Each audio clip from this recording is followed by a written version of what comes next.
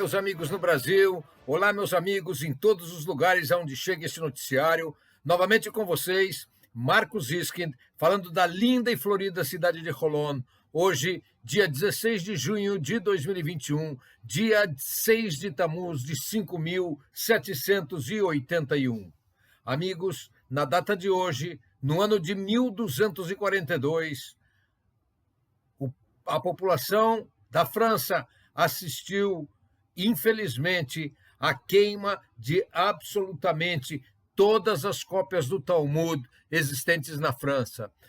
Tais livros foram trazidos em 24 grandes carroças para a frente da igreja de Notre-Dame, em Paris, e 12 mil livros foram acusados e considerados culpados na chamada disputa de Paris, também chamada o julgamento do Talmud. Os livros foram queimados a pedido do Papa Gregório IX, que convenceu o rei Luís IX da França a fazê-lo. E vamos imediatamente às notícias de hoje. Manchetes. Setor de alta tecnologia de Israel bate mais um recorde. Embaixador de Israel nos Estados Unidos se reúne com a Associated Press. Ultra-ortodoxos rompem limites e causam onda de recriminação. Gaza agradece a médicos israelenses. Palestinos se organizam para reabrir negociações de paz. A Marcha das Bandeiras ocorreu sem maiores incidentes e os partidos de oposição com um comportamento vergonhoso na transmissão de poder em Israel. De acordo com a revista Startup Nation Central, o setor de alta tecnologia israelense bate mais um recorde. De janeiro até o dia 8 de junho deste ano, o setor conseguiu investimentos estrangeiros no valor global de 14 bilhões de dólares, comparados com 6 bilhões de dólares no mesmo período do ano passado.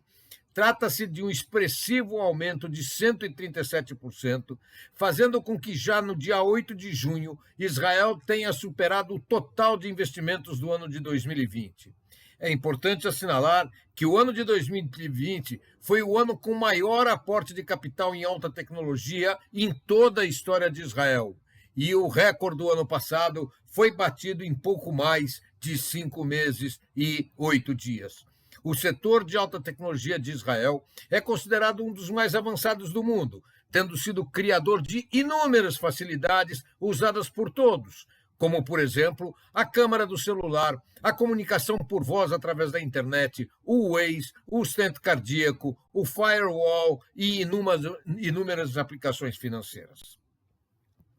Gilad Erdan, embaixador de Israel nos Estados Unidos e na ONU, encontrou-se nesta semana com altos executivos da Associated Press, inclusive o seu presidente, para explicar os motivos do bombardeio feito pela Força Aérea de Israel ao edifício das empresas de comunicação na faixa de Gaza, onde se encontrava, além da sede da Associated Press, também a Al Jazeera e algumas outras empresas jornalísticas.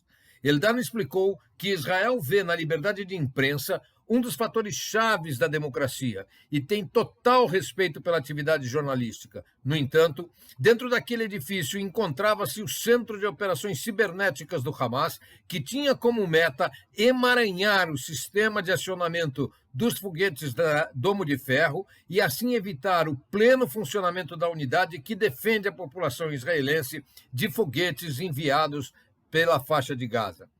A função desse escritório do Hamas seria utilizar meios eletrônicos para confundir e atrapalhar as instruções emanadas dos computadores da Operação Domo de Ferro e que, portanto, era fundamental que o edifício fosse bombardeado para que esses sistemas não pudessem ser utilizados. É de se notar que os usuários do edifício foram avisados que o mesmo seria bombardeado, tiveram 1 hora para evacuá-lo e para retirar os equipamentos importantes. Finalmente, o respeito aos jornalistas também favoreceu aos terroristas, que também eles puderam se retirar. Assim, não houve vítimas nem civis, nem por parte dos terroristas. Extremistas Haredim rasgaram livros de orações das mulheres do muro numa vergonhosa atitude na sexta-feira passada. Mulheres do Muro é um grupo pró-pluralismo religioso que realiza serviços de oração no Muro das Lamentações no primeiro dia de cada mês judaico, de acordo com o calendário hebraico. Eles lideram uma campanha por direitos iguais de oração no local, tanto aos conservadores como aos reformistas, em união com os ortodoxos. No entanto, os ortodoxos, principalmente os ultra-ortodoxos, não aceitam que os reformistas e conservadores rezem, e principalmente as mulheres do Muro. Vários deles gritaram que os livros de oração eram sifrei kofrim, ou seja, livros de hereges, e deveriam ser destruídos. O vandalismo aparentemente foi organizado com antecedência pela liderança ultra-ortodoxa.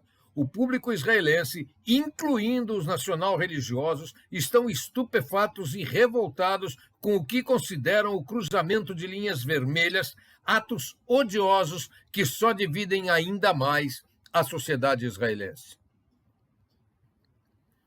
A partir da formação do novo governo, ocorrida esta semana, e por iniciativa norte-americana, os palestinos enviaram ontem uma equipe especial de negociação para buscar a melhora da situação das relações com Israel e fortalecer a autoridade palestina.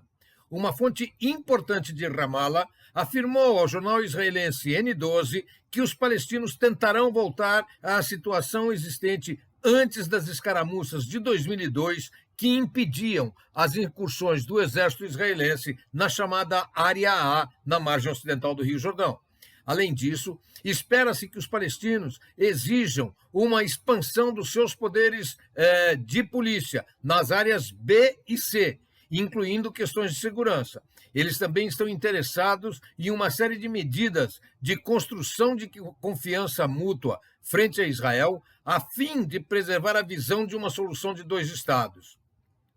Tão logo ficou claro que haveria um novo governo em Israel, os americanos aceleraram as pressões que levaram à formação desta comissão de negociação. Hadi Amar é um libanês que dirige o Departamento de Assuntos Palestinos e de Israel dentro do Departamento de Estado norte-americano. Ele provavelmente virá a ser nomeado embaixador norte-americano caso seja criada uma embaixada específica para os palestinos, e será ele que acompanhará as negociações. Caso seja, como eu disse, aberta uma segunda embaixada para servir os palestinos em Jerusalém, Hadi Amar é esperado como o embaixador. Já para a embaixada normal dos Estados Unidos em Israel, ontem à tarde foi anunciado o nome de Tomás Naides, vice-presidente do Morgan Stanley e que já foi assessor de Obama. Amigo, a Marcha das Bandeiras ocorreu na tarde de ontem, na presença de 5.000 manifestantes. Eles se reuniram frente ao portão de Damasco, onde cantaram e dançaram, dirigindo-se depois ao portão de Yafa, sem entrar pelo bairro muçulmano, como anteriormente programado. A mudança de roteiro foi uma medida ordenada pela polícia no intuito de evitar conflitos desnecessários.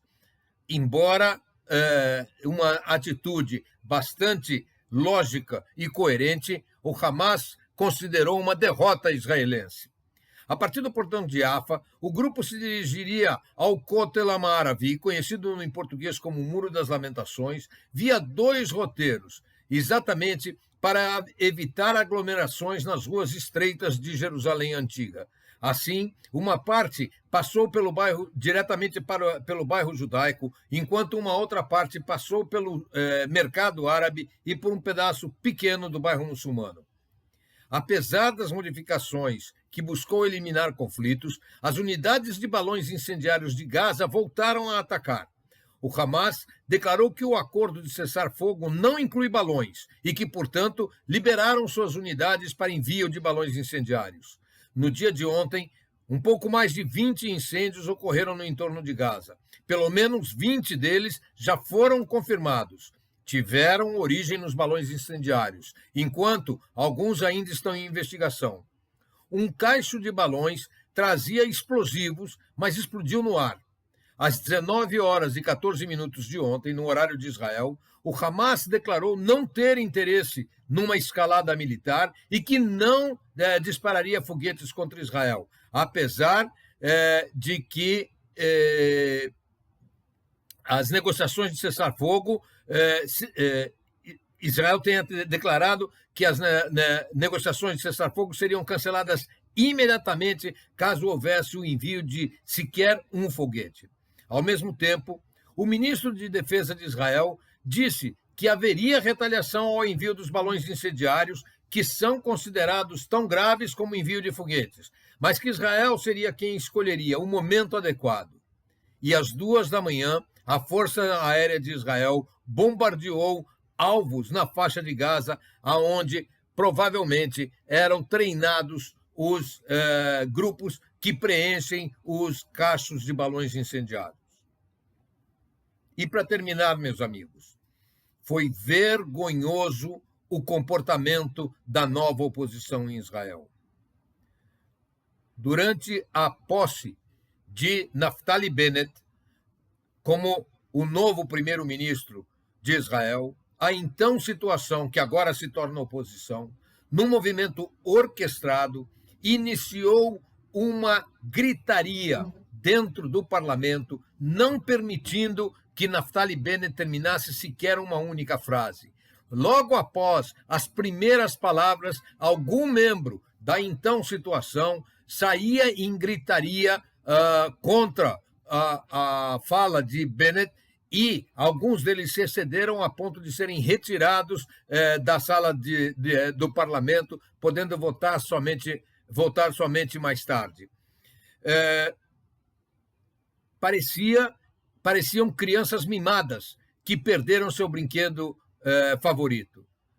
Mas apesar de não conseguir terminar uma única frase, Bennett permaneceu no pódio durante os 20 minutos regulamentares.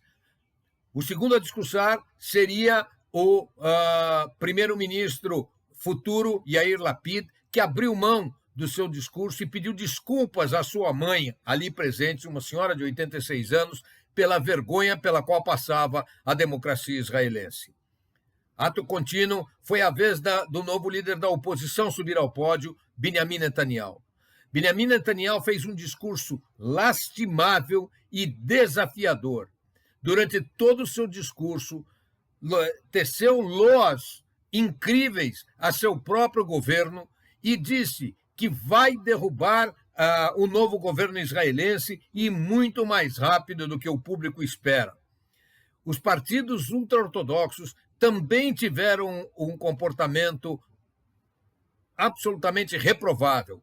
Participaram das gritarias organizadas, muito bem organizadas, diga-se de passagem, porque cada vez os gritos irrompiam de outra área do parlamento, num movimento muito bem orquestrado. Ao mesmo tempo, o rabino Shalom Cohen, que é o chefe do autonomeado Conselho de Sábios da Torá do Shas, proibiu ontem à tarde, terminantemente, qualquer cooperação dos membros do partido com o novo governo, a quem chamou de governo perverso. Ele disse textualmente, aspas, a pessoa que buscar ajuda do governo ou que negociar com ele qualquer coisa estará cometendo um sacrilégio frente a Deus e não será digno de qualquer bênção. Não há qualquer necessidade de relacionar-se com eles para ajuda. Deus há de assegurar que não necessitaremos nada deles. É nossa função derrubar esse governo perverso.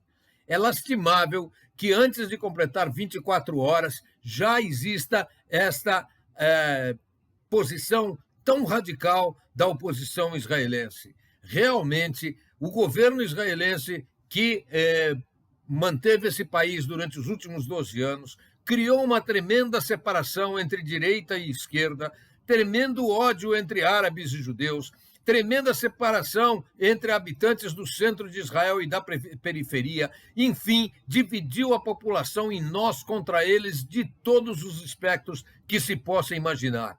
entrando o novo governo, esperava-se que fosse dado pelo menos algum tempo para a reconstrução de uma unidade nacional. Mas, infelizmente, aparentemente, a busca por cargos é muito mais importante do que a busca de um bem-estar futuro para a nação.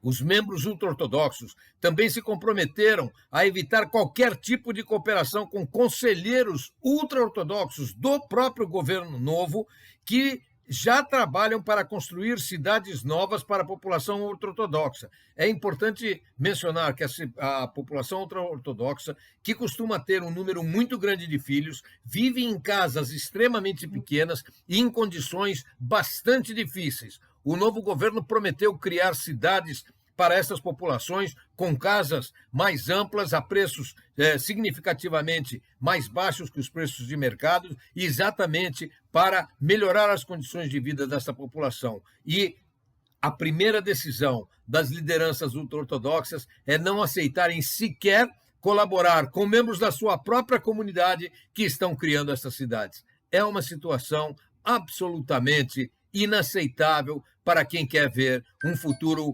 brilhante para esse país. Amigos, por hora é tudo que eu tinha para lhes dizer. Deixo-lhes aqui um tremendo abraço e, se Deus quiser, na semana que vem voltaremos a nos encontrar com boas notícias, se Deus quiser. Até lá.